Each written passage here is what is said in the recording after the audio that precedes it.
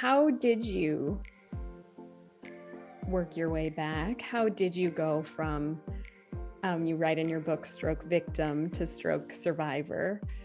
What was that journey like for you? Initially, it was to try and find a purpose again. But as I said, I didn't know how to do that. But as I've learned on my journey, sometimes things come into your life that you couldn't have imagined and things just evolve. I received a phone call from who had been my boss, and the hospital where I'd worked had just opened an integrated stroke unit.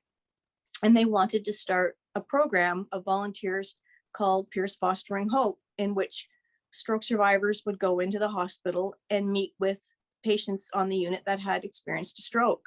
And she immediately thought of me because of my nursing background. I knew the hospital, and I didn't know how that would go. I didn't know if I could walk through those doors, not being a nurse, if it would be too much. And I was terrified I would cross the line of being a volunteer, but I ended up going. And that was, I think, what finally started to breathe life back into me again. I was back at the bedside.